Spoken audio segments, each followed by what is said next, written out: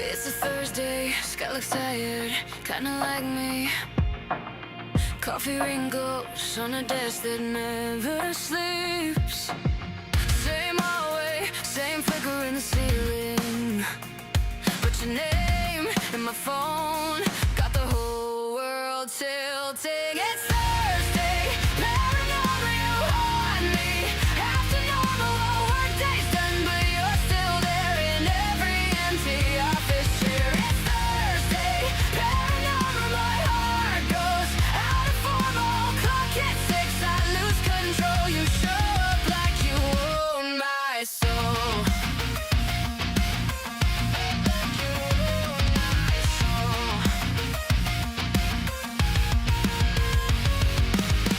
Text you up in the bright light of midday. I laugh too loud like I got nothing to hide. Our chats are seance, little secrets in a thread.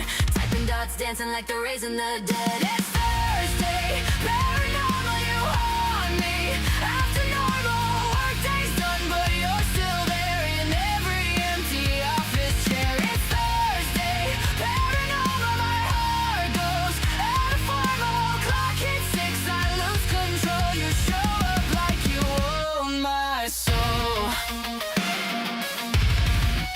You own my soul. Every week, same time, same spell. I keep saying this is the last to myself, but you call and my logic fades. Guess I love being just a little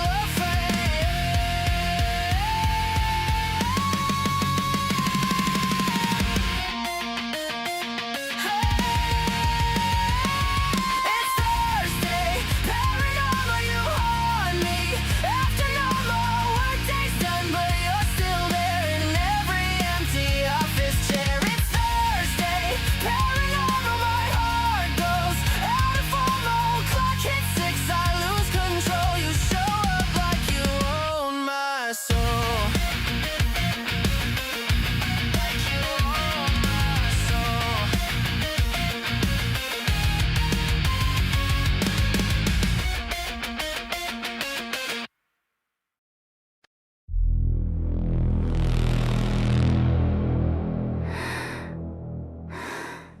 Citizens of Earth, welcome to the Thursday Paranormal Show with Matt Gutka and Jeff James. We are watching. We're coming to get you.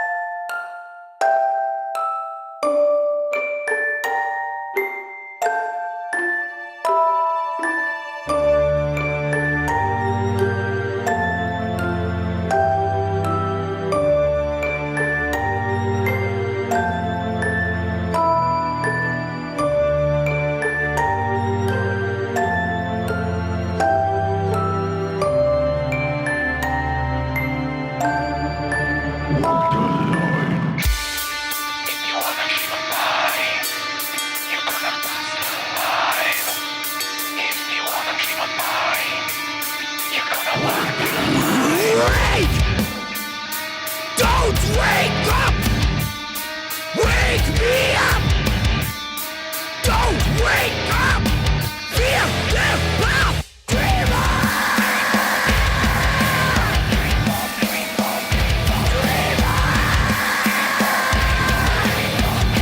Fear the truth! Just close your eyes! No need to hide! It's only a blink of light!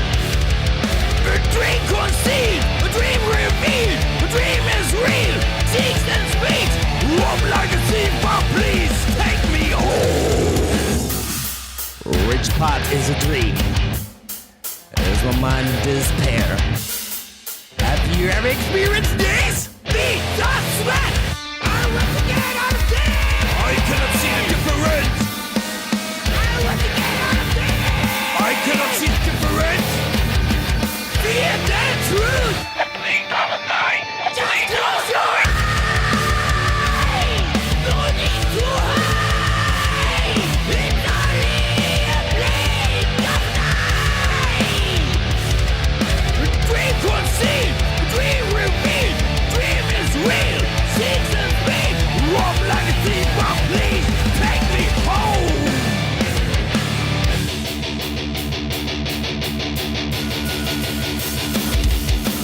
Am I going mad?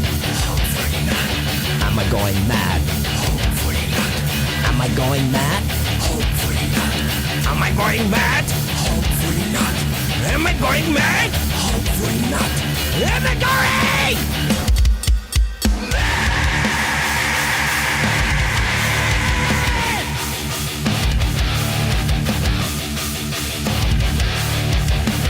Don't talk to anyone! You will never find out. You will never find out. You will never find out. You will never find out. Don't talk to anyone! Happening on a night. Just close your eyes! No need to hide! It's only a blink of night! Dream conceived! Dream revealed! Dream is real! Six and speed! Rob like a thief, but please take me home! Take me home! Please take me home!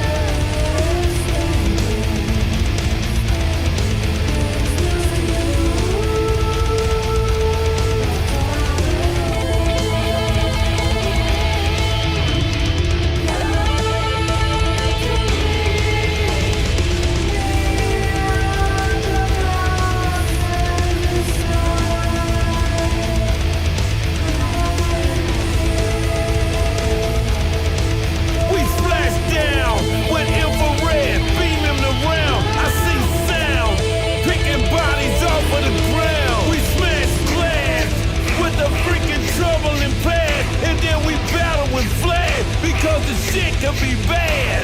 Analytical third eye will fly by, hitting on mile high, drinking on my time. No time for cry by, we can't bye-bye. Then we give it, then we live it, then we die.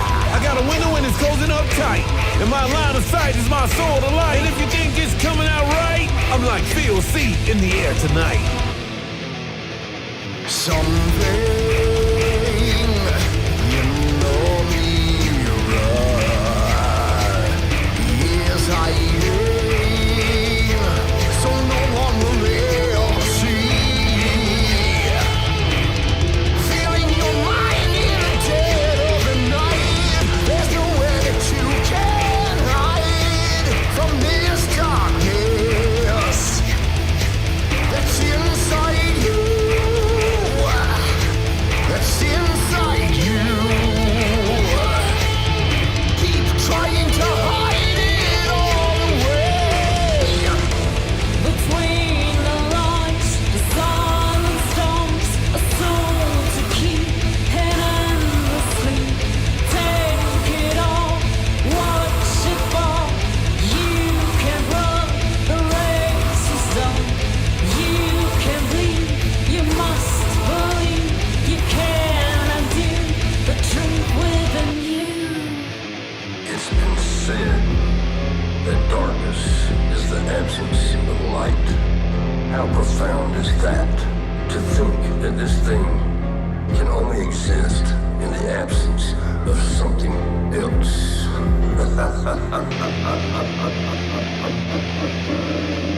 Something inside of you, and it's fighting. It's trying to take control. Dreams become nightmares all through the night. There's nowhere that you can hide from this darkness that's become you. It's become you. You keep trying to hide away. Believe it lies, the silent cries, buried deep and asleep. Heed the call, take the fall. You can hide, seize the fight. You can't deny, no need to try. You can't undo what's inside of you. Living in this world, all about to go the way. Running down the path towards the end of the line. Hope is there, hope is gone. Flip of the coin, which wins? Strike a light, what's it your way? Trying to find a way to earn a gain. Striking out from here alone. No meaning, no ground. Trying to make it where life is found. The light that burns bright all in your mind. The tunnel reminds me of you. Because the darkness. Believe it crawl, it never died. Once buried deep, woke from the sleep. The biting call, you took the fall. It has begun, the fight is done. But head aside, you now abide. You can't undo the darkness.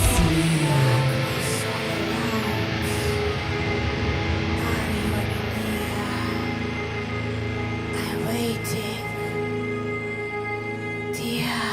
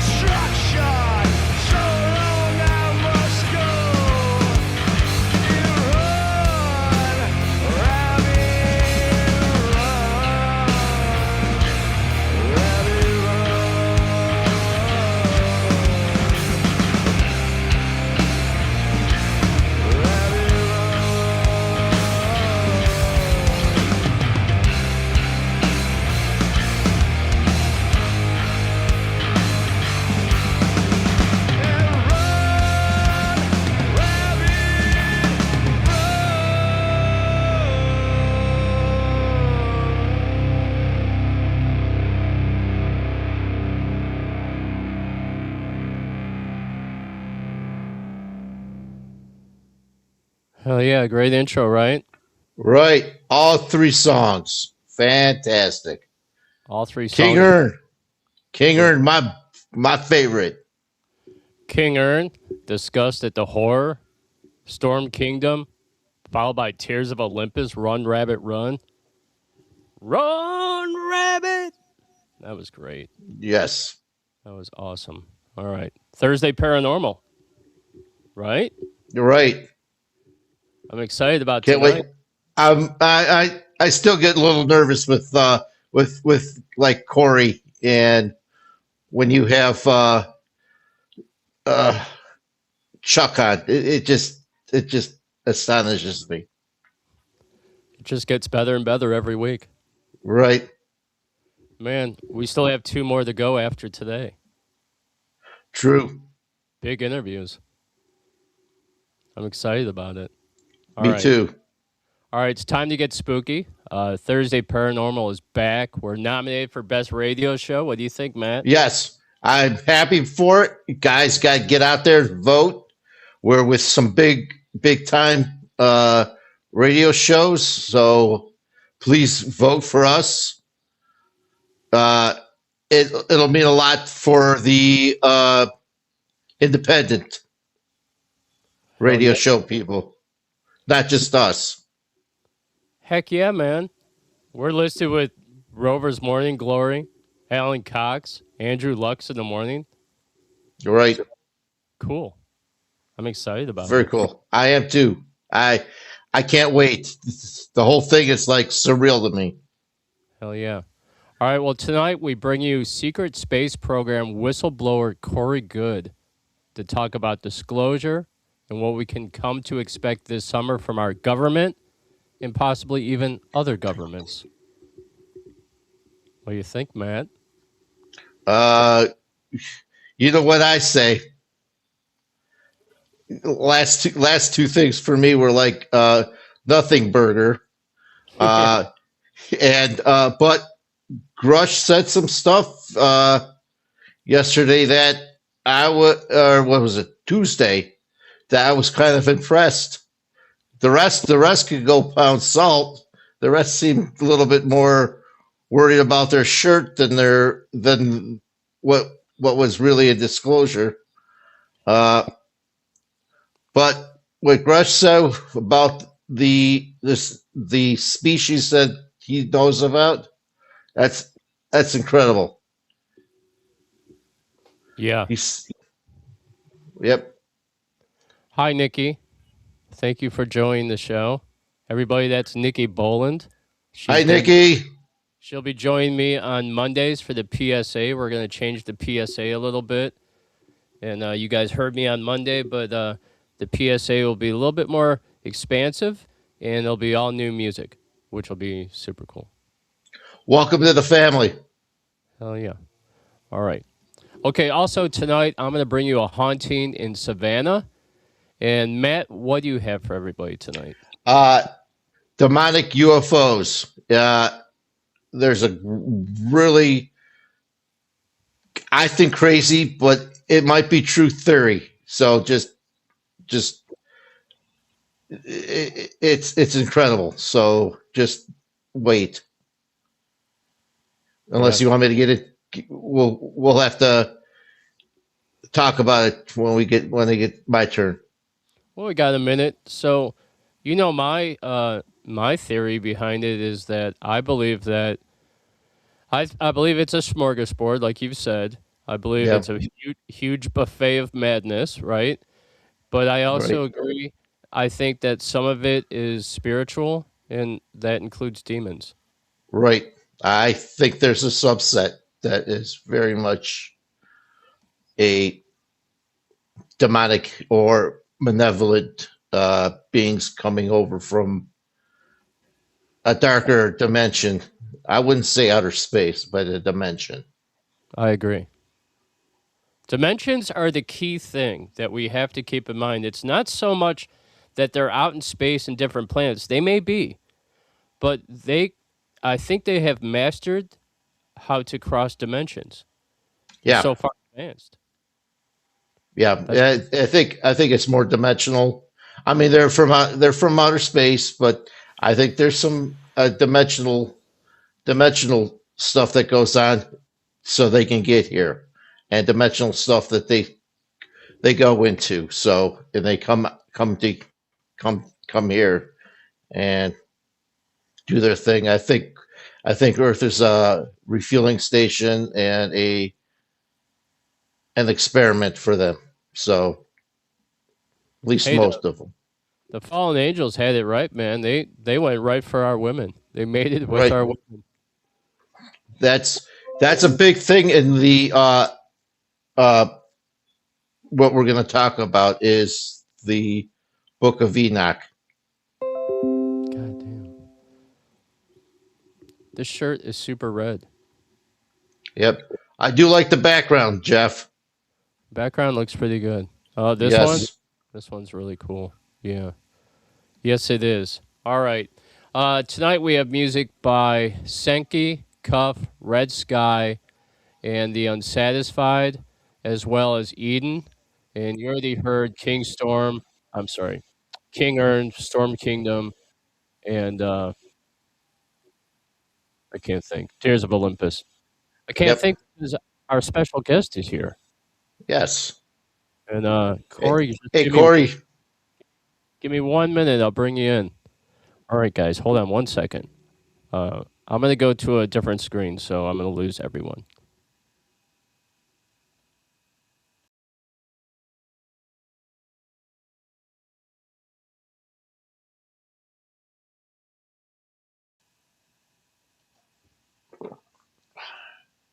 All right, Corey, I have a little intro for you. I'm going to read it off, and then I'll bring you on, okay?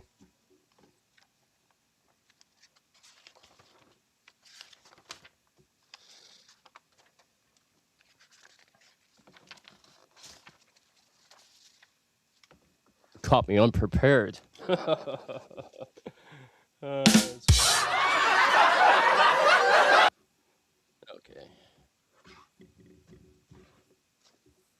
I'm going to get myself situated here.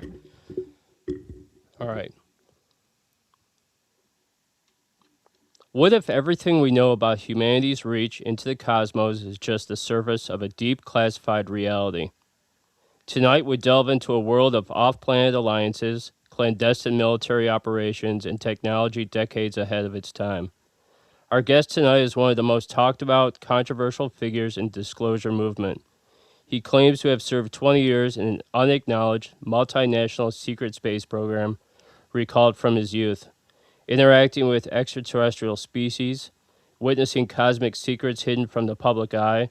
Love his claims or doubt them, there's no denying the impact he has had on the UFO community. Please welcome to the show, Mr. Corey Goode. How you doing? Hello, Corey. All right. Hi, Corey. How you doing, man? Doing well. How about you guys? Excellent. Great. Excellent. Yeah, it's nice to meet you. This is the paranormal chef, Matt Gutka. How you doing? Greetings. Greetings. All right. Let's get right into it, man, because I'm really excited about this. And I only have 3 questions for you, okay? But I think they're 3 doozies. All right? Okay. So I'm going to do the first one, and then me and Matt are going to take turns, okay? All right. What is the true mandate of Solar Warden, and how does this secretive fleet operate without being detected by modern civilian space agencies? I'm super interested in Solar Warden. Tell me all about it. Well, Solar Warden, it's changed names and the mission has changed many times, since the, 80s. Solar Warden was set up in the late 70s, but really came into fruition in the early 80s. And it was initially to Solar Warden to police our solar system and to try to prevent some of the alien abductions and other weird things going on our planet and solar system that we before this time in our history we hadn't had an ability to defend ourselves or to interface with whatever we were dealing with. Okay. Hey, Okay. so my question is about Solar Warden. They actually have ships, right? And I was told that they're cigar-shaped ships, and that it's advanced technology that we got from aliens. Is that correct? It is much of it is advanced technology that we've reverse engineered and was gifted to us. There were UFO crashes. There were times when the aliens or whatever they are flew down and left craft perfectly intact for us to recover. They called them gifts. So a lot of that technology did go into developing our space program, our secret space program. The cigar-shaped ships were circa 1980s, but now they are they've become a lot more sleek and futuristic looking. Not these looked like just long cylinders. There was nothing sexy about them, and it was also older technology that they used for power systems and to travel for the engines. Let me ask just one other thing. I know this is going to sound stupid, but and kind of funny. Is any of the ships now, do they resemble the from Star Trek, the USS Enterprise? Do they look anything like that? I never saw anything that looked like that. They look more like if you see the stealth naval ships, modern stealth naval ships that have the real angled. The sides are flat and no real sharp angles. They sort of go up like pyramidally. They're more like that in design. Cool. Very cool. All right, Matt, the floor is yours. With what's going on with the government, what are you thinking is actually happening? Is it a false psych op, or what? What's your opinion on what's going on right now? From all of the access I had, there is a lot of information about what we're encountering. Everything from the retrievals to alien bodies, different information that we've extracted from all of that. And they have a lot of data that they've pulled from it. But you have to understand that in the government, in the secret government or deep state, whatever you want to call it, there are many different factions. There are people that are Rothschilds and Masonic in nature. There are some that are real Christian, right-wing Christian. You've probably heard of them, the Collins Elite group. Yeah. And then, you have other groups that have different ideas about these being Anunnaki gods. There are probably 4 or 5 major different belief systems that are all looking at this data and they're all interpreting it differently.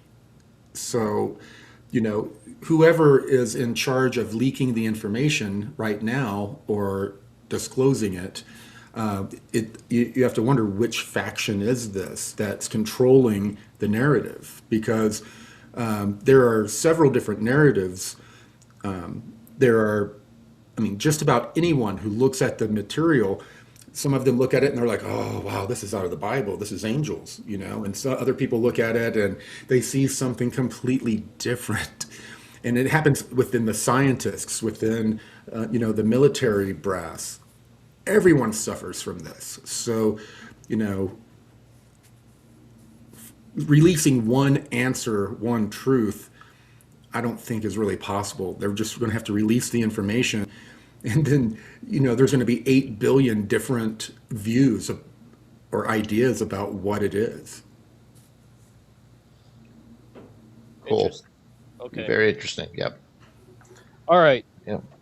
How does the perspective of the darkest alien theory play into your narrative about harvesting or severing of human consciousness and souls? You talk a lot about consciousness. Yeah, one of the we'll talk later about projects, but one of the television shows I'm working on with a group. It's called Contacted, and it's about all of us experiencers and how we interpret our experience, differently. And not only that, how my understanding of what I'm dealing with has evolved. I had blue avians appearing in front of me and appearing in my dreams, all different sorts of strange characters, and it was a physical interaction that I had with whatever these beings are. But it was over time that I learned that this is something bigger than what we think it is. We want it to be this galactic federation with blonde-haired, blue-eyed beings, or these grays, or the reptilians. But what if these are manifestations from something else? The more time I have spent interacting with these things, and my family's been abducted. We've had massive interactions with it and other paranormal experiences like shadow beings and orbs in our home. The more that we've interacted with it, the more that we think that maybe Jacques Vallée might be right, that this is some sort of control system that manifests differently to us throughout time. It used to appear to us as the fairies of the forest, and then the gods, and then we didn't believe in God so much, but we believe in technology, and now they're appearing as a higher technological civilization. So, it is, as someone who has spent time with whatever this is, I was very convinced in the beginning that I knew exactly what this was. These are aliens. These are fifth density, this and that, But now, I kind of realized that maybe it's something that is terrestrial or from our solar system, that is just part of the natural order of things and is the control system, and manifests to humanity, guiding us, throughout our development. Wow. You answered my second question. I was asking about the Galactic Federation. So you answered it. Yeah, a lot of the and I don't know what type of audience you have, and I don't want to upset anyone, but a lot of the ufology lore has really heavily been infiltrated. The Galactic Federation, blonde-haired, blue-eyed beings, all of that, if you do your research, if you go to, I hate to say it, but the joyofsatanministries.org and these different groups, esoteric groups, have all infiltrated the experiencer and disclosure movement, and there is control over the narrative happening there as well. So we have control happening over the narrative, a couple of different struggles over control of the narrative within the nuts and bolts part of the ufology community, and then within the esoteric side. And then, of course, we have now the government that is trying to bring out its controlled narrative. So it's a very, I think, confusing time, but it's also a time to where every group is trying to manipulate your consciousness and your understanding of this disclosure of whatever is happening. Cool.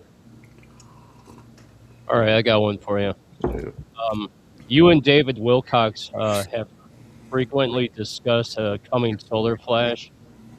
How will this event physically impact the Earth, and how is it connected to the mass awakening of human consciousness?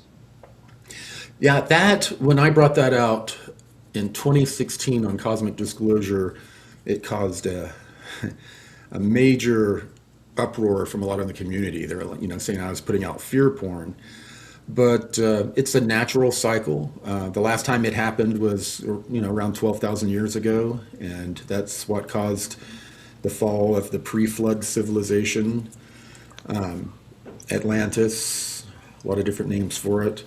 So it is something that happens on a cycle, and we're overdue for it. And it looks like something that's going to occur.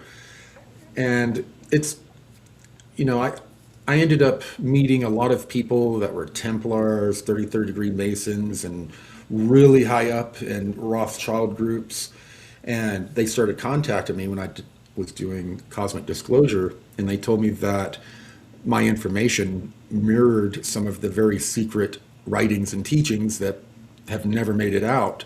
So they started pursuing me a little bit, and I started learning a lot about what they truly believe, what a lot of these groups truly believe, and it's absolutely fascinating. They have a whole lore about similar to fallen angels that become gods, and that they worship, and that these what do they call them, principalities control different countries in different parts of the world, and they're struggling with each other, using we're the resource and the pawns, and they truly believe this, and they're all heavily into reincarnation, and every one of them that I've talked to is someone really important, from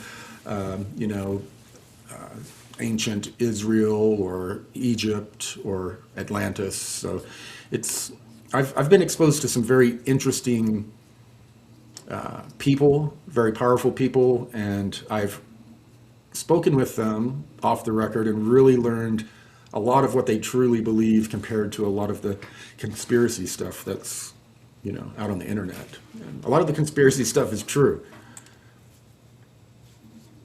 Very cool, man. Cool. Matt, you have a question? Not right now. Go ahead, Jeff. I'm thinking. All right. One of our viewers out there asked about the blackout. Do you think there'll be a blackout coming? Nikki Boland, she's a new co-host on Monday's show with us. Are you talking like a blackout, information blackout? What do you know about the possibility of a blackout? That was the question. What do you think? I don't know anything about a blackout. I've heard, different discussions about 3 days of darkness.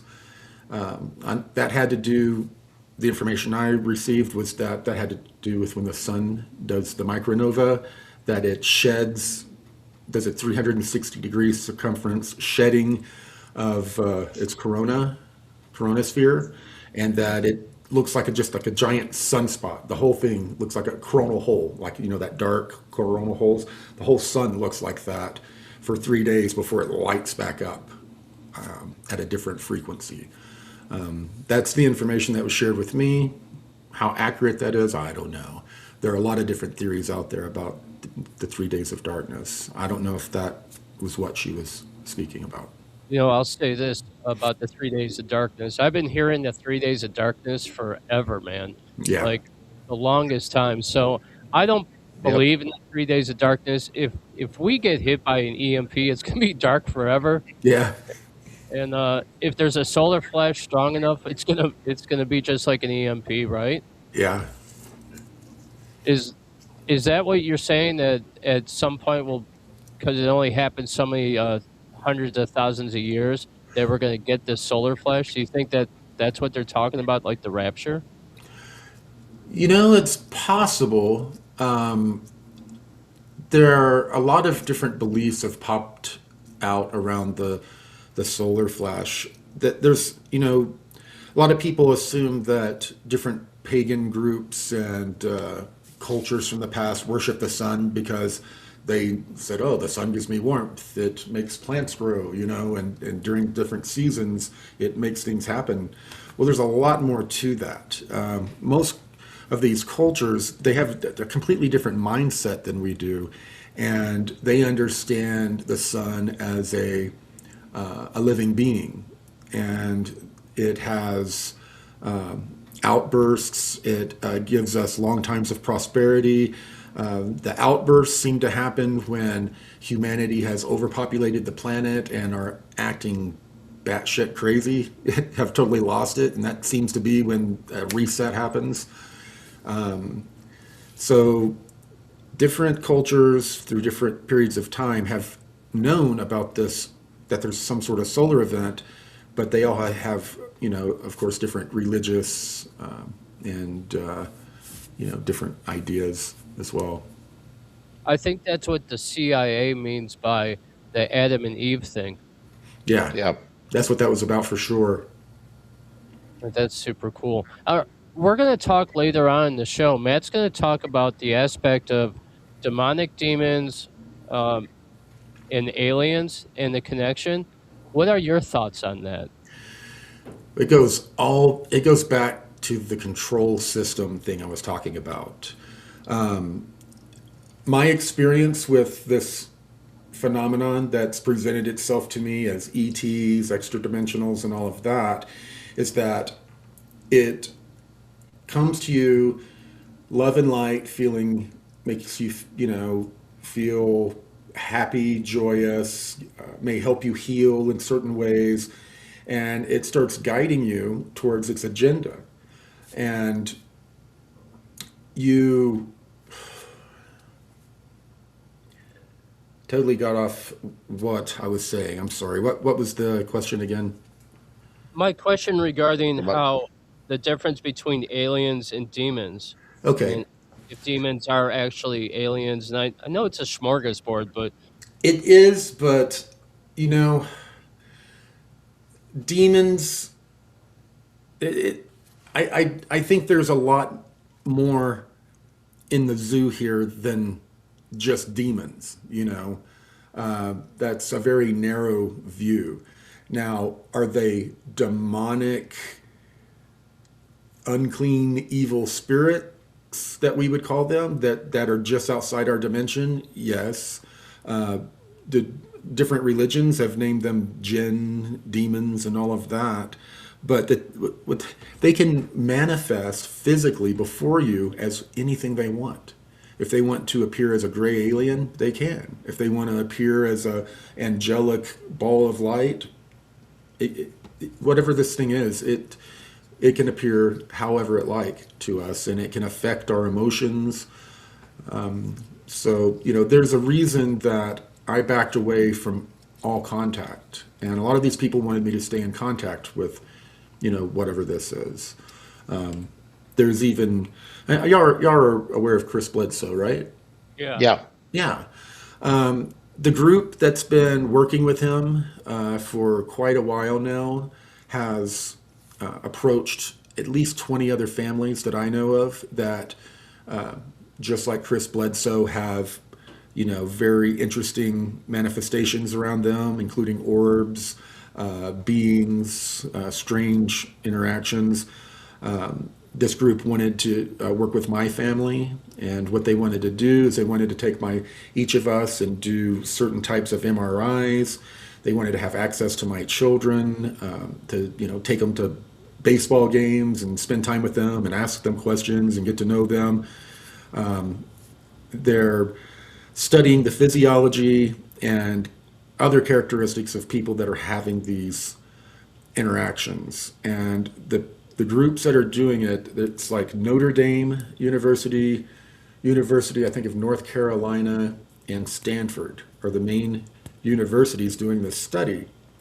And they make all these families sign NDAs. I've had some of them come to my conferences, and I've spoke with them, and we've compared notes. So I'm very glad I kept my family out of it. But these people are. One of them's a Native American family that lives in New Mexico, and they're seeing orbs just like Chris Bledsoe. They're having manifestations of beings very similar, a lady type being, and they, from their culture and tradition, have said that it's spirits of the mountain, certain ancestors. They have a whole lore, that goes back, to this mountain that this is happening at. And Chris Bledsoe calls it the lady. Then he started calling her Hathor some. And some of these other people, they all had different ideas of, from their cultures, the Lady Mary from Christian tradition.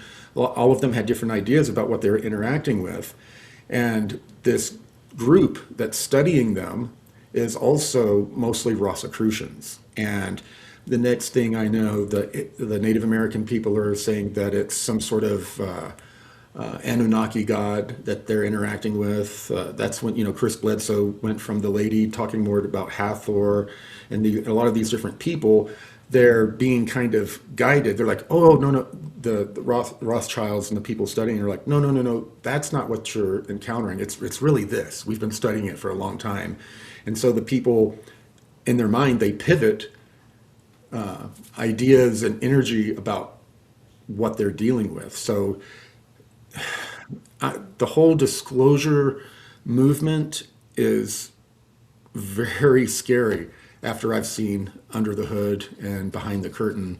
The amount of manipulation, infiltration that has happened, I feel sorry for, as these new disclosures come out, your average Joe out there is now going on the internet looking for more information about UFOs, and it's finding this big mess. And people are going to be led in different directions, misled in different directions. It's the process is going to be a mess just because of the human factor.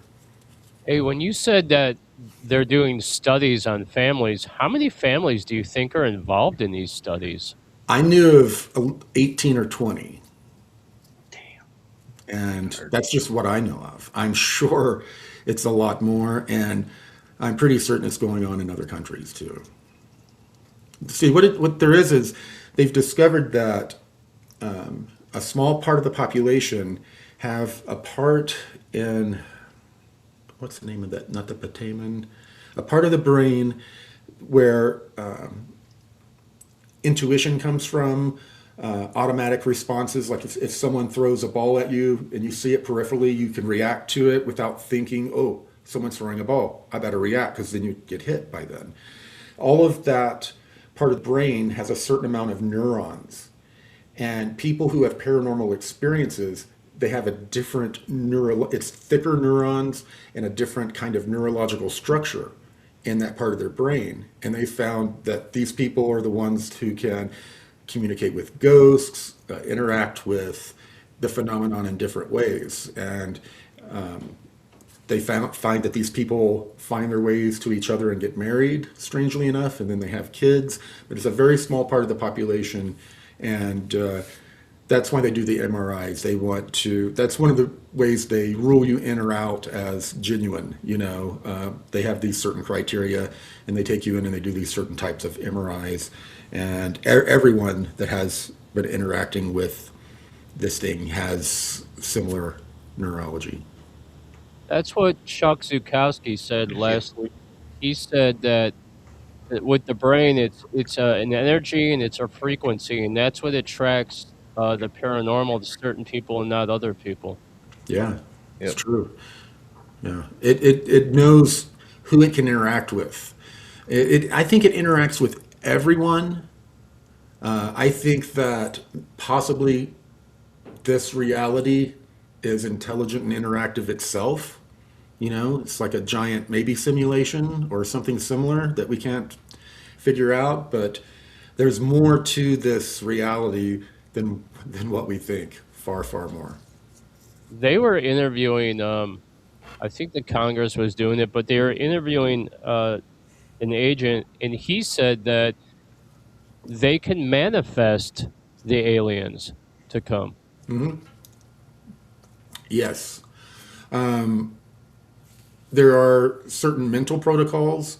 There are also, I've heard them. You know those games where you put the EEG kind of thing on your head, and then you control the game by sitting there and meditating and thinking. Yep. They have a similar connection that goes to an antenna that transmits basically your thought waves at a certain megahertz frequency, but they use psionics, people that they identify, what happened to me in the MyLab program. GATE program is what people are hearing about. They identify people who have this physiology or abilities while they're in school, and then they start to exploit them for many different reasons, but one of them is to interact with this non-human intelligence. Is that the Monroe Institute? They do this psionics? Oh. Yeah, they're a part of it. Stanford has been a part of it, and several other universities more on the down low have been a part of it, like working on it as well. So Nikki brought it up, and I'm gonna ask you about this. Yeah, the psyop about having a fake alien invasion. Do you think that was true? Do you think that they were planning something like that? I think probably. I do think probably, and we do have amazing technology to create holograms. But not only that, they have satellites that they shoot laser beams down, and wherever the laser beams cross, a plasma orb appears, or they can manipulate it to appear in other ways, and they control the beams just like in a laser light show, and they can move it across the sky. So there are a lot of different things that they can do. That would be to pull off something like that. Would be quite the operation, and I don't know how they would be able to keep operational security through something like that. That's always been a possibility, that they do a fake alien invasion. We have advanced technology that appears alien as well. A lot of times we see something in the sky and we think it's alien, but usually it's ours. But I've heard the Project Bluebeam thing for many, many, many years. I just don't think that's how things are going to unfold. I think after COVID and how we feel about COVID now, I think that they can't pull off a psyop because we're too smart now. We would just be like, no, I don't. Yep. We would laugh at it. Like, yeah. Really? Right. Yeah, we're very skeptical now. Yeah, we'd be like, this is what's happening today. We're an alien invasion now. That's funny. Yeah. Matt, do you have anything for Corey? Yeah, you said consciousness. You think this is all consciousness, or you think it's physical too, or a combination? Well, that would be an interesting thing to ask a video game character, because to them, everything is physical. If you slap them, they lose a few hearts on their health. If you stress them out, the same thing can happen. They perceive everything around them as a physical, three-dimensional or whatever type of world. And, with what we can do with AI now, the non-player characters and all of that are becoming more and more sophisticated. It really seems to me, from what I have experienced, is I really am starting to believe that we're in some sort of a mixture of a daydream and a simulation. And that all of this is physical and real to us, but just like the walls in a video game are real to the character inside the game. Okay. Very cool. Interesting. Yeah, very interesting. I agree with you. Cool. I believe it's like a matrix, like a simulation. I kind of also think it's because we have to learn lessons on Earth. That's how I feel, so that we can move up in consciousness. I mean, how can we not move up if we are still holding on to the things that held us down? Yeah. So I agree with you on that. Hey, I had a question for you. The Vegas shooting, was there anything a part of that shooting that happened that was anything that had anything to do with paranormal aspect to it? I had heard things from one of my military friends about it. That was so long ago. I can't even remember what he told me. That was so long ago. I had heard that there was like an MK Ultra type thing. I just wondered, had you known about it? Yeah, hey, unfortunately, the MK Ultra thing is it's very, very real. And sometime this year, supposedly, there are going to be congressional hearings about that specifically. Wow. But the MK Ultra, that ties into the military abduction programs, into the GATE program, where they exploited children. That one is going to be that's going to be a big, big, big can of worms when they start opening that up, because a lot of the stuff that I talked about in my testimony and other people from the GATE program have talked about is going to come out, and there's some parts of the program the kids went through ritualistic abuse to creating trauma causes people to be more sensitive to paranormal experiences. So there, a lot of really sick, horrible things will eventually come out about that. So yeah, the MK Ultra thing is very real. They can, through a combination of medications, environmental factors, changing, things in your environment like sound frequencies, changing your ability to sleep, and what you eat. They manicure all of that, and then they guide you to do things that you wouldn't normally do. It's a whole process. It's not like they just snap their fingers and whisper a name to you and you go and do a mass shooting. It's a longer, insidious process to get a person. They find a person that's close that they could. That they just takes a little nudge to get them where they want. They find that person, profile them, and then they start working on them over a period of time. And a lot of times, the person that they're going to as their psychiatrist is the person involved with some of these agencies that targets them. Sounds like Tyler Robinson. Yeah. Yep. I still don't believe that story, how he got off that roof. Why would you take the gun apart?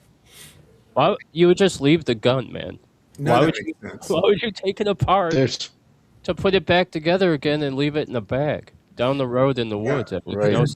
And I saw it when it happened, and that was not a high velocity rifle round.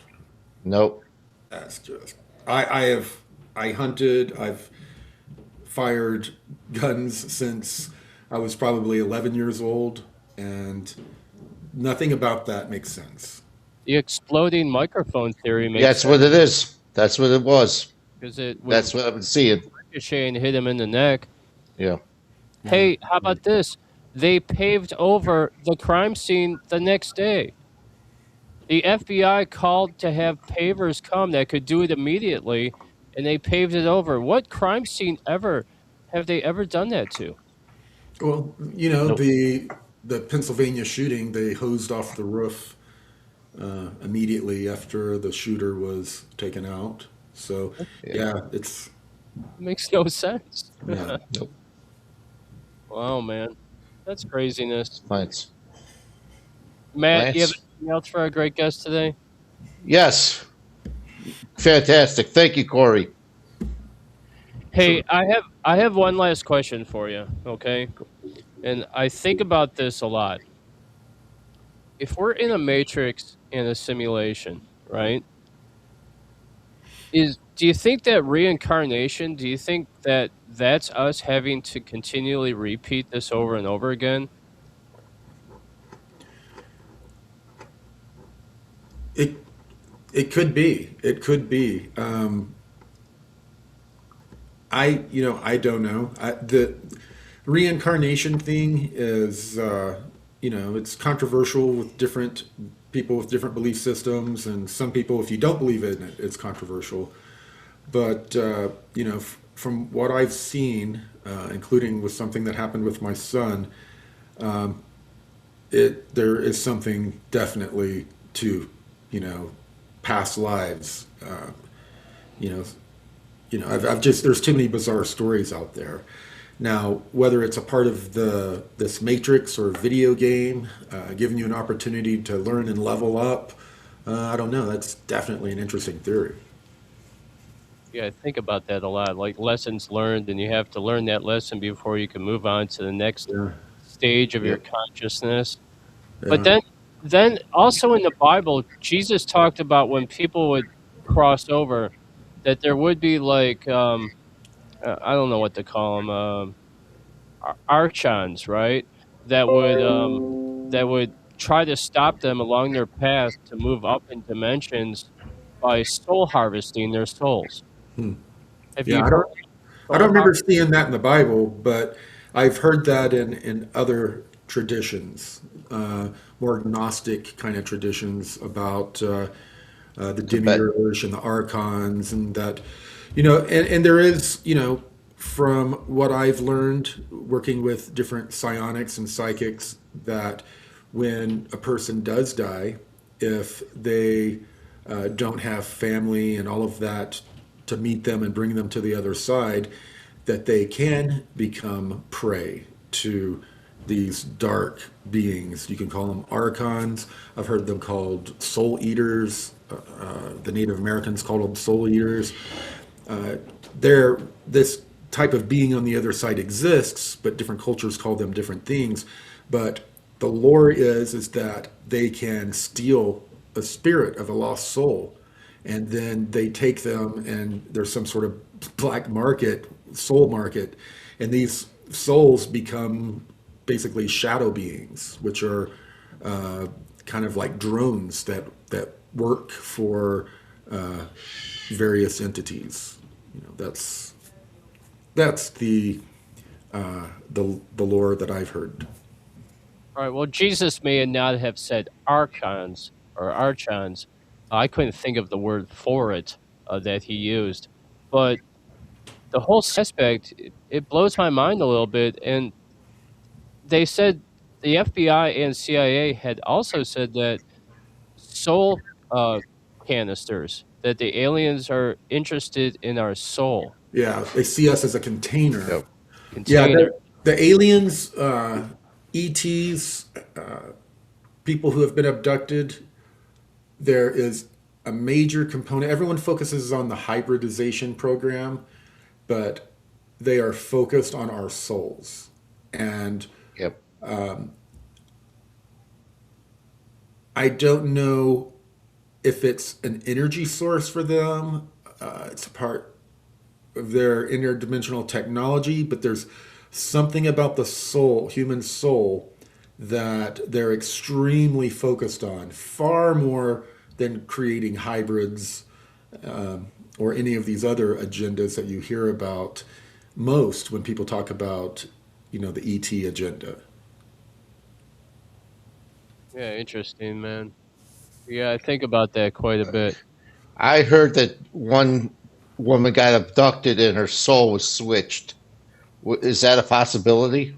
Yeah, yeah. I've actually known people that have talked about that, abductees that have talked about that. Yeah, it's not really like a walk-in, but it's like a forcible switch. And a lot of times, they have people experience going through a portal and leaving their body, and then something else enters their body.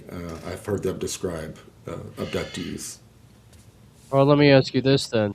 Uh, you see the people in Hollywood, the actors and actresses, some of them look like freaking reptilians. What's going on with that? You know, I've spent time there, and I have friends that are actors and actresses and different people in Hollywood, and I almost got sucked into the P. Diddy scandal. I had a real famous director, actor that he became a minister, but he was still working in the entertainment industry, and we were pitching television shows, and he was going to bring me to P. Diddy's mansion. He took me in by the Playboy Mansion and was telling me, he's a preacher, and he's telling me all these horrible stories, crazy stories about what's happened at the Playboy Mansion.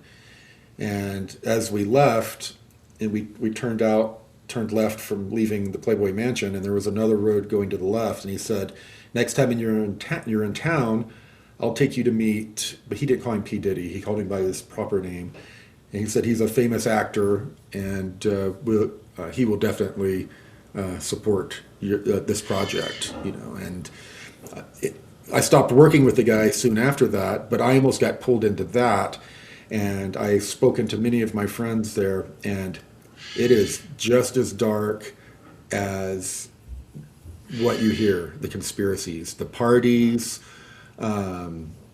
the blackmail, the occultism, dark occultism, it is all very, very real. And I'm doing television shows, I'm doing video games, I'm doing all of this work, but I'm not doing it in Hollywood. I'm working independently. It's a lot easier to do now, to do independent work. You're not at the mercy of certain studios and distribution companies. So things have opened up a lot to where people like us can get our work out now. So, but yeah, the Hollywood, my experience there is very, very in line with what you've heard people talk about conspiracy-wise. It's very dark. That Beyonce stuff, man. She does ritual occult practice, and that's common. It's common. People that you would never think of, cutting a chicken's head off or doing all this stuff that you've seen in various movies, or musicians that you listen to, people you would never think of are practicing this stuff. I'm not kidding. Darn. All right, Corey, before we let you go, what do you think the next few months is going to have in store for us with disclosure? I think the CIA is going to keep jerking around the Trump administration to release certain information. I think that we're at a point now to where Trump is going to sign an executive order and probably give all whistleblowers like a 90 or 120-day window to come forward with their information. A lot of these people have broke laws. They've killed people to protect this secret, and they're going to offer these people clemency, for a certain period of time. And the people that take advantage of it, there are a lot of people that want to take advantage of it. There are a lot of people that want to come out, but they can't because their lives will be destroyed. So if Trump doesn't do that, I hear there's another plan for a catastrophic disclosure through Corbell and all of them that are just going to start releasing information, direct information, not about, blurry things flying around, sensors, military sensors, but, stuff about non-human bodies and biologics. So I think that this year we could have some rockin' information dropped on us. Very cool. Corey, Yes. where can people find you, hear you, see your shows, and all that great stuff? Where they can buy your books and all that cool stuff? Well, we had Beyond Disclosure, the Corey Goode Files. Our documentary came out last year, but it's about to be published on Tubi the 23rd of this month. We have another television show called Contacted that's going to come out on Tubi this October. And I have a book I've been working on called 20 and Back, Project Moonshadow. It's a fictional series that we're also basing a television show on. And it's manga illustrated. You can find that at disclosurecomics.com. And a lot of my information I put out on ascensionworks.tv. Awesome. Cool. Thank you so much for joining us today, man. Yeah, thank you, Corey. I had a good time. Y'all had some good questions. I appreciate it. Yeah, we dug deep for this one, down the rabbit hole. Down the rabbit hole. All right, we'll have to bring you on at the end of summer so we can catch up with you, see what you're up to, and see what our government's done with our summer. We should have a lot to talk about. I look forward to it. Excellent. All right, I'm going to play some music. Corey, you have a fantastic night. Bye, Corey. Bye-bye.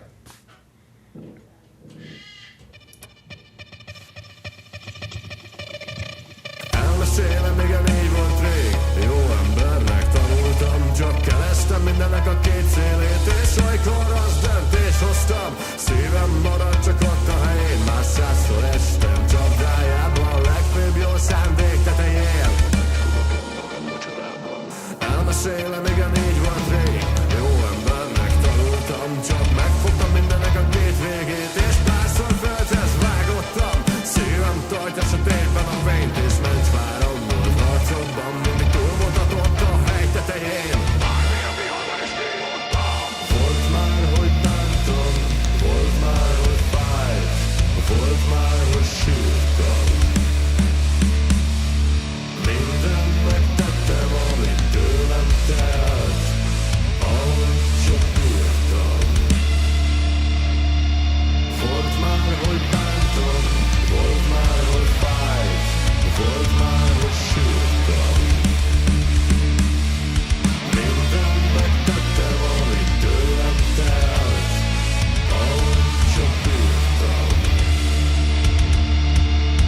Emlékszem, igen, itt van minden a fejemben. Tudom, itt van a válasz. Én vagyok az egyedül, én lehetek csak az, aki választ. Ugyebár keresem a helyem, a jelentőségem. Miért vagyok ebben az egyetemben?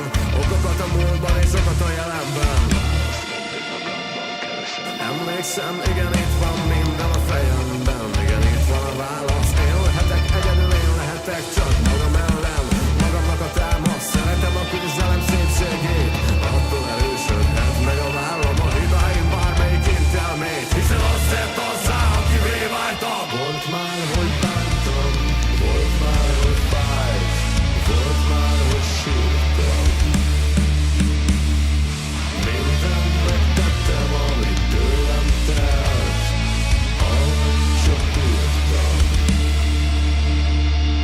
Volt már, hogy bántam, volt már, hogy fájt, volt már, hogy sírtam.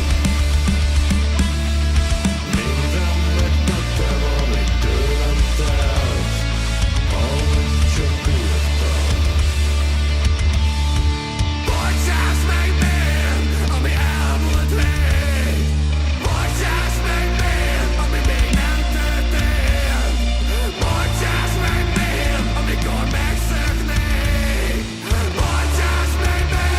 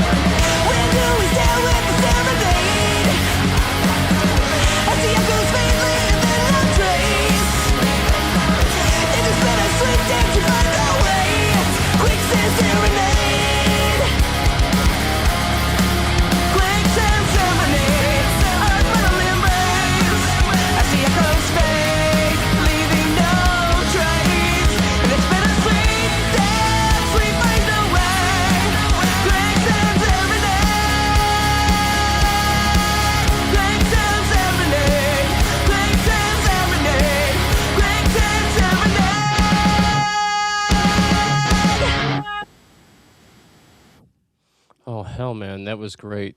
2 songs in a row. Sankey and then Cuff with Quicksand Serenade. Mad, I'm coming right to get you right now. Great, man.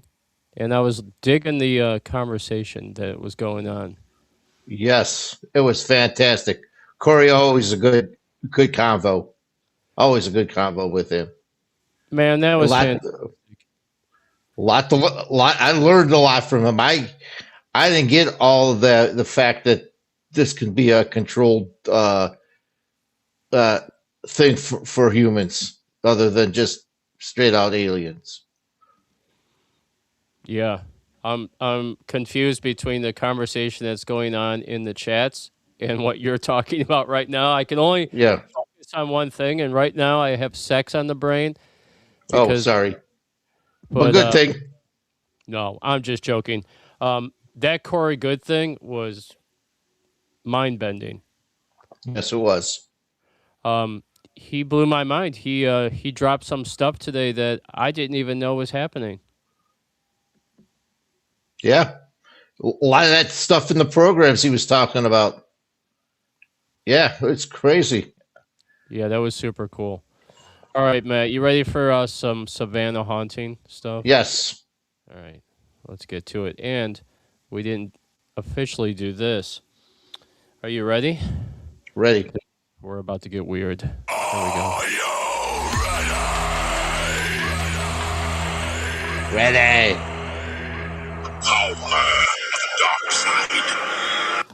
Okay. Savannah, Georgia. That is the place to be, man. It's beautiful there, and it's haunted as hell. Right. Okay. All right. So many stories. So many Yeah. stories. The whole look of the place itself with the cypress trees and how they hang over and the swamps just makes it scary. Right.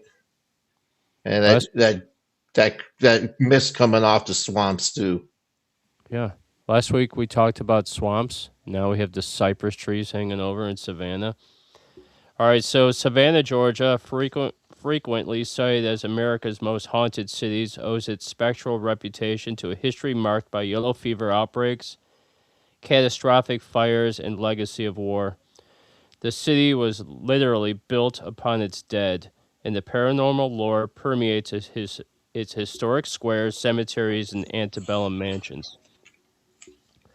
So the sun does not simply set in Savannah, Georgia. It sinks like a lead weight into the salt marshes, pulling a heavy shroud of darkness over the cobblestones. As twilight deepens, the humid air thickens, fragrant with jasmine and earthly damp descent of decaying river oak. The Spanish moss, Jesus, hangs perfectly still from the massive live oaks, resembling tattered gray lace frozen in time. If you stand perfectly still in one of the city's 22 historic squares, you'll feel it, the unmistakable sensation that the past is here is not the past at all. In Savannah, the living merely occupies the surface, the dead truly own the city. Your boots click against the pavement as you walk toward Wright Square, but the sound feels muffled, swallowed by the unnatural heavy silence. In the center of the square, the air drops several degrees. You notice something odd about the ancient oak trees overhead. Spanish moss, draped thickly across the city, seems to refuse to grow on one side of the trees. On one side of the tree, Matt, it grows. On the other side, there's no growth. Very cool. Right? That's nuts. It's nuts. All right. A soft, rhythmic scraping sound cuts through the night air. Step, drag, through the shifting shadows of gas lamps. Pale visage appears. It's the spectral from Alice Riley, the first woman hanged in the Georgia colony back in 1735, condemned for murder. Her execution was delayed long enough for her to give birth to her infant child. Days later, she was marched to the gallows right where the center square is. Her ghost doesn't cry out in anger. She drifts between the trees and hollow eyes, her hands clawing desperately at the empty air. She searches the faces of passing tourists, forever seeking the newborn baby that was ripped from her arms moments before the news tightened. That's Alice. That's Yeah, frightening. they actually have captured her in that square in film. They actually captured her. So it's a really cool. It's a true thing. So the sorrel weed house looms over. It stands elegant but deeply imposing. Its black shuttered windows staring out like dead eyes into Madison Square. Step close to the wrought iron gates, and you might hear the faint, frantic rustle of silk taffeta. This is the restless domain of Matilda Sorel, a high society woman who in the 1840s discovered her husband's hidden indiscretions. Driven mad by heartbreak and humiliation, she leaped to her death from the second-story balcony, cracking her skull on the courtyard bricks below. The tragedy didn't end well there. Days later, the enslaved woman involved in the affair, Molly, was found hanging from a rope in the dark corners of an adjacent carriage house. Now, when the midnight hour strikes, an oppressive, suffocating energy settles over the property. Electronic equipment dies. The visitors frequently report the phantom sound of choking, gasping sounds echoing from the carriage house, followed by terrifying illusion of a heavy weight swinging in the dark. Pretty crazy, right? right. The soldier patients of the Marshall House, you seek refuge from the heavy air by retreating toward Broughton Street. Checking into the historic Marshall House Hotel, the lobby is beautiful, radiating southern charm, but as you step into the old elevator, the atmosphere shifts from historic luxury to historic trauma. During the dark years of the Civil War and devastating yellow fever epidemics, this building was hastily converted into a military hospital. And as you could think, it was probably completely disgusting. The floors beneath the carpets are the very same floorboards that ran slick with blood of agonizing soldiers. Late at night, when the guests are fast asleep, the third-floor hallway awakens. You might wake up at 3 a.m. to the distant metallic claddle and rattle of surgical tools clinking together, or the distinctive smell of old ether and wet wool. Look down the corridor, you may see the fleeting apparition of a young Union soldier, dressed in faded blue wool, wandering aimlessly from door to door. He cradles his own severed arm, weeping softly as he searches for a doctor who has been dead for nearly 2 centuries. Pretty cool. Very cool. That's what I have you on. A Haunting in Savannah. I like that. All right, man. We're gonna play a song. I'm gonna get set up for your thing on demonic aliens, right? Right. And we'll be right back. This is Red Sky, and you guys got to check them out. This is really cool. We'll be right back.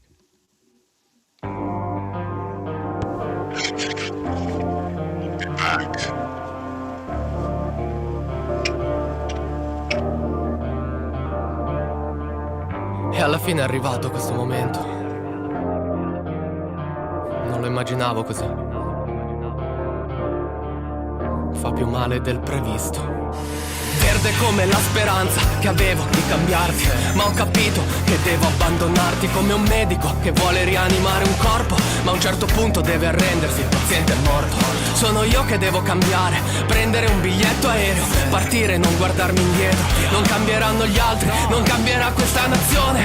Tutto ciò che posso fare io è andare alla stazione. Bianco come il volto di chi già c'è sconvolto e si rende conto di quanto è vuoto il conto. Tutta la vita a farsi il culo sperando di essere ricompensato, e la ricompensa è un soldo bucato. Mio padre 40 anni a guidare, scaricare pacchi, pagare tasse, rispettare regole e contratti per 900 euro di pensione, se va bene. Mia madre 500, stato parassita. E buona fortuna, dammi un ultimo abbraccio. Non so se ce la faccio, non so se ce la faccio. Salute pochi amici che ho, pochi ma buoni. Un ultimo sguardo ai miei genitori, odio gli abbandoni. E anche mamma l'ha capito ormai, mi ha detto sei qui, non sei felice vai. Se hai bisogno di aiuto, noi ci siamo, lo sai. Scrivici quando potrai. Bye bye. Rosso come il rosso dei miei occhi mentre scrivo questo testo, perché mi sto arrendendo e lo detesto. Io ho la testa dura, chi mi conosce lo sa, ma dopo 20 anni di guerra chi è intelligente lo fa. Prende atto che è una battaglia persa e se ne va, fa le valigie, va a giocarsi la sua chance, dove forse c'è un po' meno sole ma più possibilità, dove se vali qualcosa puoi farti un nome in città. Fuga di cervelli, di cuori, di palle, siamo stanchi delle prese in giro, stanchi delle balle. Non bastano il sole e il mare per vivere bene, se i tuoi sogni vengono tenuti in catene. Me ne vado dal paese dell'arte, lo stesso che mi ha detto di metterla da parte.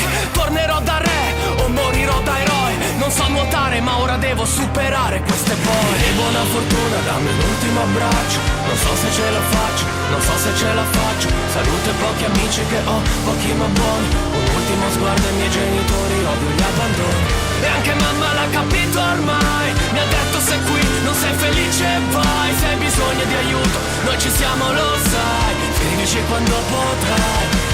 Fratelli d'Italia, l'Italia ci detesta, è solo chi non può fuggire all'estero che resta. Dov'è la vittoria? Non chiederlo a me, siamo pronti alla morte perché la pensione non c'è. Questo paese è una madre che non ti vuole, è uno stivale che ti schiaccia sotto le suole. È vietato calpestare le aiuole, ma non fa niente se crollano le scuole. Dimmi buona fortuna, dammi un ultimo abbraccio, non so se ce la faccio, non so se ce la faccio. Salute pochi amici che ho, pochi ma buoni. Un ultimo sguardo ai miei genitori, odio gli abbandoni. E anche mamma l'ha capito ormai, mi ha detto sei qui, non sei felice vai. Se hai bisogno di aiuto, noi ci siamo lo sai, scrivici quando potrai. Bye bye.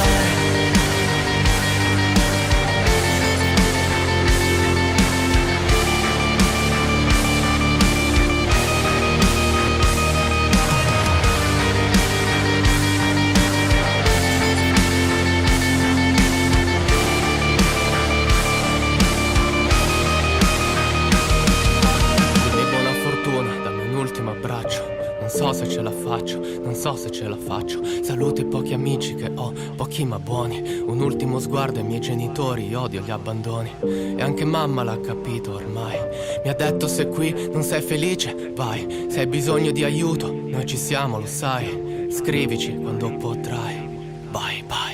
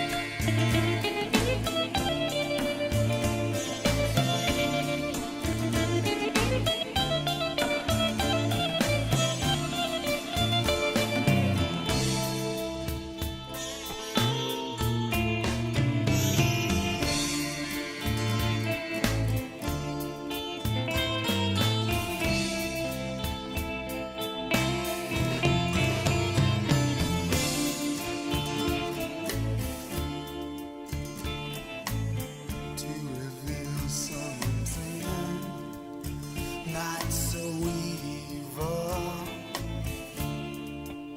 I waited all my life for personal truth. I'm benefited from this gift I got from you. You bone me, fingers too.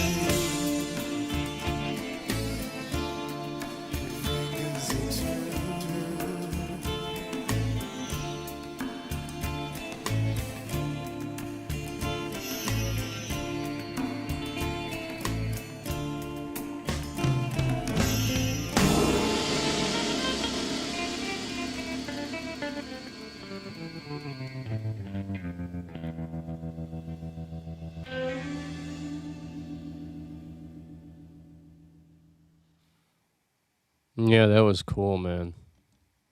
The Unsatisfied. Bony Fingers of Truth. Has a cool Doors vibe to it. I love it. Super love it, man. I dig that tune. All right. I've been putting together these really cool introductions, I think, for Matt, our paranormal chef. And I have another one for this week. Okay. And I was thinking about the aspect of culinary and paranormal. It fits. It truly does. Check it out. Earth is a cosmic kitchen. And tonight, we are looking at what is cooking in the dark. From the fiery pits of hellish encounters to the freezing void of deep space, the paranormal isn't just out there, it's being served fresh. Are we dealing with visitors from another galaxy, or are these extraterrestrials actually ancient demonic tricksters looking for their next feast? Grab your apron and check your radar. You're listening to the Paranormal Chef, Demonic UFOs and Aliens. Let's dive into the recipe of cosmic terror. Please welcome back to the show, the Paranormal Chef, Matt Gutka. Matt? Guys, this has been on certain people's minds since Disclosure came out. And there's a theory that UFOs and aliens are not what you think they're. They're not extra or ultra terrestrial, but they are demonic beings from hell, and they're using the UFOs and the alien graves as a cover. I believe that in this theory that there is some of it is a demonic presence out there. Not all. But when the abductions happen, they do worse things than you could ever believe. They probe every orifice of your body. They basically I don't know how to present this in a way. It's basically a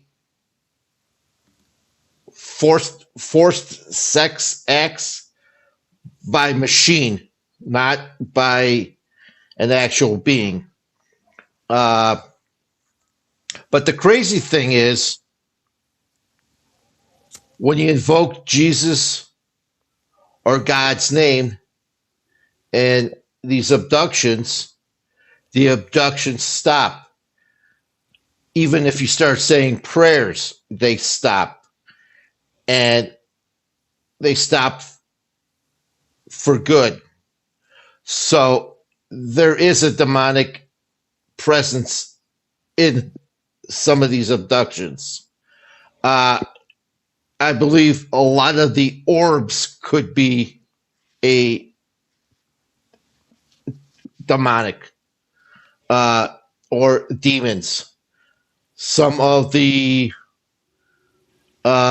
craft that really doesn't have like a rivet or a bolt or something like that, that are dark, are demonic. I also believe the who are actually pushing this is the far right and the ultra Christian, more so than anybody else. I've been watching a lot of videos on this. I've been watching, going on the web for the demonic. I also believe that we have angels in the sky.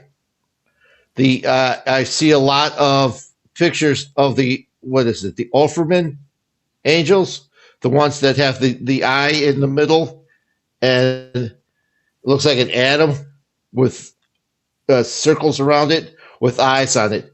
And those are the angels that are between the angels that usually deal with humanity and the upper angels in the basically heaven's realm. Ezekiel's wheel. Ezekiel's wheel, exactly. I also think part of this is to ramp up a spiritual war or battle. They're here to get us all hypersensitive, ready to go to war against each other, against other aliens, other humans, go against God himself, the churches. I think they're trying to bring it hard now. They're just it's just all sick what they're doing when they're in the supposed ships or when they take them back to their dimensional realm or hell or their place of where they do the experiments. I also believe that some of us are trying to make this about a UFO demonic religion too, kind of like a demonic version of Heaven's Gates. It's all about the UFOs. It's nothing about Christ or Vishnu or Buddha or any other gods or religion in here. So I think they're part of the deal is they're trying to make an army or get everybody all upset about the UFOs, and so they can turn to them to protect the world. And part of it is the religious aspect of it. And my thing is that if it's a religious thing, then we might be in trouble, because if it's just aliens, we can deal with that more than demonic. There is a lot of talk about when you pray that these things don't come around you. So is it a demonic? Basically, I think, like Jeff was saying, we have a smorgasbord, but a lot of what I'm hearing now is that it's not just a extra or ultra, but there's a demonic element in a lot of, not a lot, but yeah, a lot of the abductions. So I really don't know if it's true demons or if it's a class of kind of like MH or something that's been around before the Earth even began. And that's my take on the demonic UFOs. It just, if you see one of these videos, it's basically they're saying the same kind of stuff. Uh, it's very, they consider it very anti-Christian, anti-Jewish, anti-human is basically, and that's where I think where the demonic comes from. But I also think that there is a demonic element in some of this, not all of it. That's my take. Okay. I have some things I want to ask you. Yeah. Get your thoughts on. All right, so you mentioned how mentioning the name Jesus or praying kind of revolted the aliens and they would leave you alone, right? Right. I heard stories how underground bases we work side by side with extraterrestrials and reptilians. And one of the major things in the NDA is that you have to sign is never to say Jesus' name amongst them.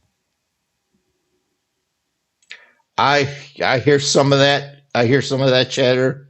I don't know if it's all chatter, but I hear some of that. Yes. My thought is this. After the disclosure has come out, Congresswoman Luna Hadi has said that the Book of Enoch is real. They had the pastors and the reverends that they pulled together for a large meeting. I believe this was part of almost like a psyop where they were trying to use religion as an aspect of disclosure to freak people out. In the same sense, there is demons amongst the aliens. I think a lot of it is demonic. I think that we've been, as a government and society like Hollywood and the elites, have been conjuring demonic forces for a long time. Yeah. There's a lot of stories coming out of Hollywood, even in the government. I hate to say this, but my understanding of a certain now dead first lady, uh, she dabbled alongside others of her peers back in the 40s and 50s with the same stuff that's going on with Hollywood now. And when she was an actress, I think you guys know who I'm talking about. Matt, we have reports of child trafficking. Yeah.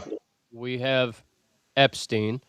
We have ritualistic magic done by elites, people in the government, athletes, actors, the cabal. Yeah. A lot of these rituals involve children. When Corey Goode was talking about it, I almost wanted to say maybe that's why we're talking about invading Cuba, because after the Iran thing took a lot of the pressure off Epstein, this new thing coming out about how they're taking children for these experiments and these tests for the secret space program stuff is mind-bending. And how they're going to have a congressional hearing about this, it's going to be the same thing all over again. They're going to have to find a distraction for us. Exactly. I think so. I think there's a possibility for that, for sure. I also heard that what's his name, and Ivanka and her husband Jared Kushner bought a island in Albania. So I don't know what that means either. So somebody on the Trump Yeah. They got married to an Epstein Yeah. or somebody associated with Epstein. Right. Right. So everything is connected I in agree. that. Yeah. Yeah. So I think it's not, it is cabal like. It is, uh, it, I think it goes beyond the Rothschilds, the Rockefellers, and the elites. I think it's more worldwide spread, and it's just not. It's the lower billionaires and millionaires too that are very much connected to this too. So You will never get clemency. no, You see that? That's somebody brand new. Queen Mother, Virgo, something. You will never get clemency. right. Interesting take. All right. Well, join So us. yes, go Go ahead. ahead. Good, Jeff. No, you go ahead. So whatever you take out of this, there is an element of demon in the UFO factions or soup, if you want to say, of UFOs. It's not the whole thing, but it's a part of it. So that's all I got to say. It was an interesting read, but I'm still not totally on the thing of UFOs, demonic, totally demonic. I agree with you. Just like Corey said when we first talked to him, going back, there's not a file cabinet where they have things in files about all these different species or aliens or extraterrestrials or NHIs or entities or orbs or whatever. There's not a file cabinet with all this stuff in it. The government doesn't know either, really. They have an idea. They might be doing ritual stuff with demons or entities or even interdimensional beings. We don't know what's really happening, right? Right. And I'm reading these comments. When you come forward, you will be charged, tried, and if convicted, you will get your just due. Know this. You are being exposed, Corey. I see you. I love when we get Corey's fans, man. Yes. Corey's fans. All right. Anyway, let me go back to what I was saying. It's just a smorgasbord, and I think the government might have an idea, but I don't think they really know what they're doing. Obviously, they don't. They don't. Nope. They made a disaster of Iran, where Yeah. if it's true that aliens are amongst us and we have all this technology, a smart person, not a sheep, but a smart person would think we are so not using these gifts, right? Yeah. Right. But maybe these gifts that they get from these entities can only be used in negative ways. You ever think about that? It could be. Could be. Yeah. I I'm thinking of the cellular phone. Maybe that came from them. Look at how many people are addicted to that now. Yeah. Can't leave home without it. It's like the MasterCard. You know what, man? You want to drive somebody crazy, just take their phone away from them. Yeah. Yeah. I go to lunch without the phone and I'm still grabbing it Do you know, when I go on my break. at my day job, we're not supposed to use our phones. And you know what? I don't look at my phone all day long. I go to work. I'll look at see what the date or the time is. I might on my break take a look at the news. But Yeah. when I'm working, it just stays in my pocket. I'm freaking busy. I got stuff to do, man. I don't have time to Yeah. play with my phone. But you ever see these? Or I'm gonna go off track and do a rant here. But you ever see these YouTube videos of these like younger generation getting arrested. Y- You ever Yeah. s- you ever see where they're freaking out because they don't have their phone? Yeah. Give me my phone. That's that's yeah. Give me my Worse phone. than Give me my phone. worse than taking your car keys away from you. Like what? You can't have your phone. You're being arrested. They just can't Yes. understand the concept that they're being arrested and they can't have their phone. Like because they've been given everything their whole life. That we went wrong, man. We went seriously wrong with the way we raised our youth after the Gen X. Right. And that's why when it comes to like the UFO stuff and like a psyop and stuff like that, nobody's gonna believe it. Oh, exactly. Exactly. I think that's part of the deal too. So it's they're not going to believe it after a while. I wouldn't, not after COVID. Nope. Hey, I think part of it is the trickle effect because they're trickling it instead of just bringing it out fully. I still see people with masks on. Yeah. It blows my mind. Like, what are you afraid of? You're gonna the next one's Yeah. gonna kill you, man. Unalive you, sorry. Next one's gonna Yeah. get you. Right. Do you remember at the grocery stores when they put the footprints down in yellow and you had to follow the aisles? Yeah. You couldn't go against it. It was like safety town for adults. Yeah, exactly. And you had to stay like 10 feet away from each other walking. They would literally have the time you go out in Mayfield, they would literally have employees at every other aisle directing you. At the banks, they had the clear sheeting up. Yeah. When they started opening bars up where people could go out and have a beer with amongst their peers and friends, they had dividers. So you had to sit in a divider. It was like sitting in a Yeah. see-through plastic cube. Cubicle. That was crazy. They had us, man. They had Yeah. the sheeple. That was a test. That was a big test. When you went to the grocery store, if you didn't have your mask up over your nose, no matter what it was, it could have been a pair of panties or a handkerchief or a shirt Yeah. torn. It didn't matter. It had to be over your nose. Like it was offering any type of freaking protection, right? Right. And No. we bought it. Like not all of us, but what are you supposed to do when you're faced with the fact is you have to put a mask on or you can't go to work, right? Right. They know this.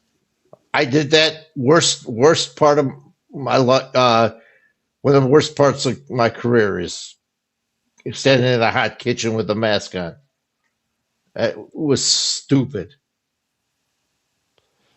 Gibby said phones are actually tracking devices. Think about it. Absolutely. Oh, they are. They are.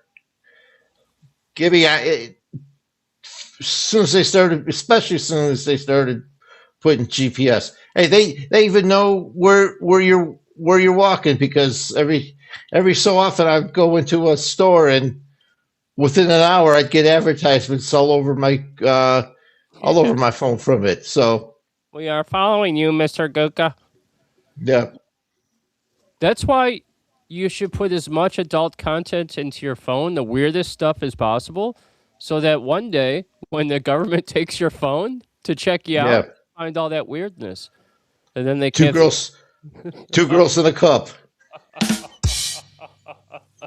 This guy is sick. This guy is demented. We're dealing with a real lunatic on our hands, folks. That's great. Yeah. Good stuff, Matt. Hey, good job with the demonic. Yeah, thing. thanks. It's a tough. It's a tough thing. I was trying to dig deeper, and every time I dig deeper, it was the same thing that they were talking about. So, Well, where can you, you know? Yep. It's interesting. All right, what do you think you're going to do next week? I might do part of it with what's going on in Washington for a bit, and then maybe I'll touch some something different. Maybe a cryptid story or two, just to get off the UFO and get my mind going on something else. So it just this I'm having you. I hate to say this word, but I'm having UAP fatigue right now. Everybody's asking me the questions. Yeah, I get that. You'll have that, man. You'll have. Right. Well, I'm gonna stay with evil. Evil. I'm gonna talk about ancient evil, ancient demons, because I'm setting it up for the interview with June Lundgren, demonologist. Right. I can't wait to hear her again. She's awesome. Yeah, we're going to be talking about demons. I want to know about the old demons. I want to know if is it that they're so evil and demonic, or is it just the fact that they've been here for so long that they have no empathy and they're just intelligence, and we view that as evil. What we don't understand, we view as evil and bad. Right. Right. As a country, we've been that way. Yeah, there's some validity to the fact that they're so old that their consciousness is totally different than ours. Could be very easily. Like, for instance, this might be unpopular, but we view Russia, China, and Iran as evil, right? The Right. people in their countries don't think that it's evil. No. They could easily consider what we are in the United States by the changing of guards in different countries and imprisoning people like Maduro and the assassinations and the Charlie Kirk stuff. They might view us as evil, right? Right. Right. Who's to say who is truly evil? Evil. So anyway, Yep. that's going to be a great conversation with a demonologist. I want to know about ancient evil, like the Necronomicon, Right. called Cthulhu, or however it's Cthulhu. I can't pronounce anything without Robin. Yeah. What'd you guys think of Nikki, huh? In the comments. That was cool. She's going to be fun. Yeah, I can't wait to hear her. And even talk to her. Okay, so join us next week. As I said, we have demonologist June Lundgren. We'll be talking ancient demons, ancient evil. And Matt's going to bring us something with cryptids because he wants to get off the UAP thing because, yeah, Matt, it is freaking heavy sometimes. Yep. It can rain down on you. All right, guys, you will see me next on Saturday night with the sultry gothic vixen of the airwaves, Rockin' Robin. She'll be with me on the Metal Revolution. We're going to talk Screamo, history of hardcore punk. We have no interview. Can you believe it? We're going to have the night off. Good. All right. This has been Thursday Paranormal on the Outlaw Radio Nation channel. And Matt, what would you like the peeps out there to do? Like, subscribe, leave comments, use the emojis. It'll all help us with our algorithm and getting to that next level up in not only YouTube but others. So excellent. We'll be Thursday Paranormal. Matt Gutka, great job. See you guys. See you on the flip side. This is Eden with the song called Eva. And I'll see you guys on Saturday night. Later. Adios. See you guys. Good night. Good night.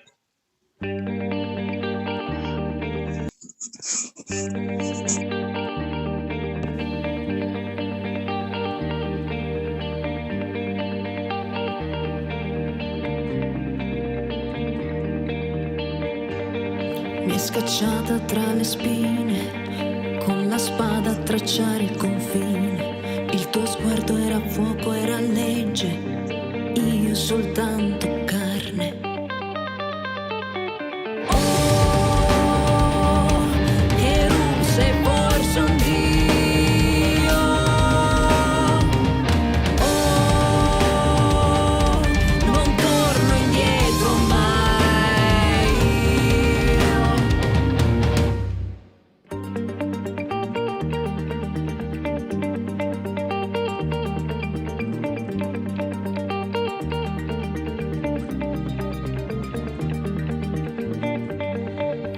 disobbedito senza rimpianto, cammino con Adamo senza te mio Dio, ho raccolto una mela, peccato mio, non torno per il perdono tuo.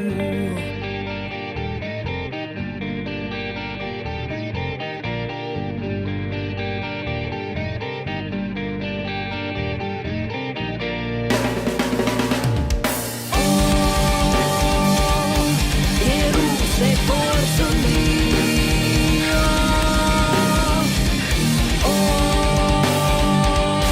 non torno indietro mai.